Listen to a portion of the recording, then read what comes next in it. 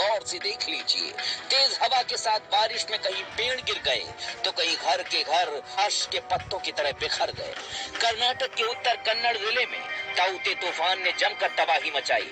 उडुपी में 4 लोगों की मौत हो गई। उत्तर कन्नड़ जिले में तूफान की तबाही में 71 घर तबाह हो गए। मछुआरों की 76 बोट भी तबाह हो गई। 270 से ज्यादा बिजली के खंभे गिर गए, जबकि भारी बारिश के चलते कर्नाटक के दक्षिण कन्नड़ जिले में लगभग इससे खौफ बनकर मंडरा रहा है। लक्षद्वीप, तमिलनाडु, केरल, कर्नाटक, महाराष्ट्र, गुजरात, पश्चिमी राजस्थान में ताउते ने अपनी टेढ़ी चाल चल दी है। कर्नाटक के 6 जिलों पर इसका काफी बुरा असर पड़ा है। इन जिलों में 73 गांव इससे प्रभावित हुए हैं। गोवा में भी तूफान ने कहर बरपाया है।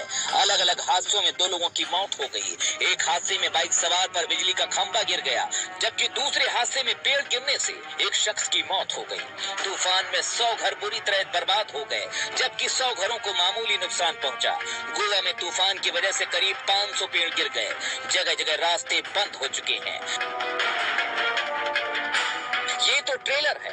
असली तूफानी तबाही के बारे में सोचकर 7 राज्य डरे हुए हैं।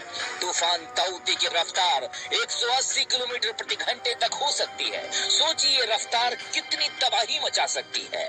महाराष्ट्र और गुजरात में ताउते की दहशत से समंदर किनारे कर्फ्यू लग गया है।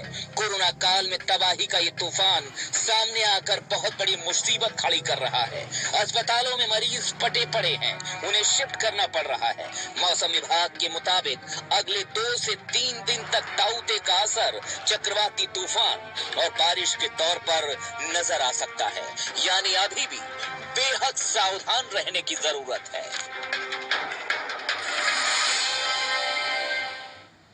और ये जो पूरा तूफान है, चक्रवात है, ये 15 मई से अगर आप इसकी रफ्तार देखें तो कैसे कर्नाटक की जो समुद्री सीमा थी, उसके बाद महाराष्ट्र की समुद्री सीमा, गोवा की समुद्री सीमा और अब गुजरात में इसका लैंडफॉल होगा।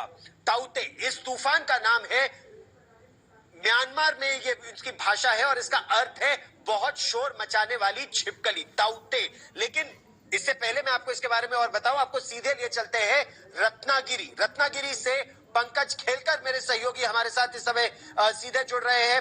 पंकज, सभी लोगों से कहा गया था कि समुद्र के सीमावर्ती इलाकों से दूर चले जाए। दोहरी मार, एक तरफ कोरोना और दूसरी तरफ ये तांडव जो ताउते का मचा है।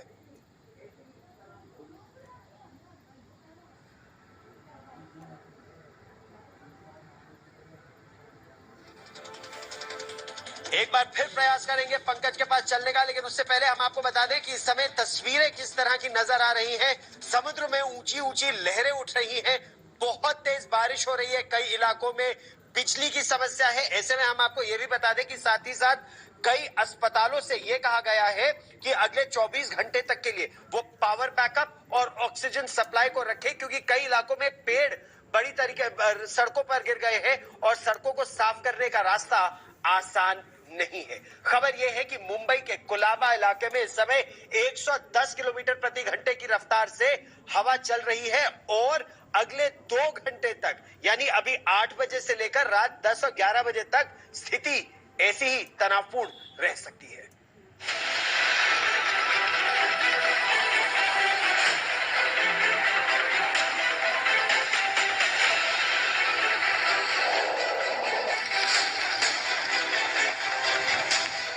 अरब सागर में उठा तूफान ताउते, मुंबई से टकराया तो मानो पूरे शहर पर आफत सी आ गई।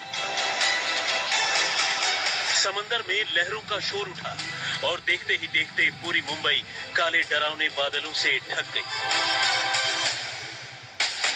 तेज हवाओं ने अपना तांडव मचाना शुरू किया और रास्ते में आने वाले पेड़ों को जड़ों से उखाड़कर फेंक दिया। 70 से 80 किलोमीटर प्रति घंटे की रफ्तार से तेज हवाएं, ऊपर से भारी बारिश मुंबई के लोगों को ताउते तूफान की ताकत का एहसास कराती रही। तूफान के इसी उग्र रूप ने मुंबई शहर की रफ्तार को रोक दिया। दक्षिण के राज्यों से आगे बढ़ा तूफान ताउते मुंबई से टकराते ही अपना असर दिखाने लगा और समंदर में ऊंची ऊंची लहरें उठने लगी। यहाँ पर आप कह सकते हैं कि पीक जो है तूफान का वो मुंबई में शुरू हो चुका है और बहुत ज्यादा पानी जो है वो समंदर से अब रास्ते पर आ रहा है। तो ये आप कह सकते हैं कि जो खतरा है वो इस वक्त मुंबई के लिए कुछ घंटों में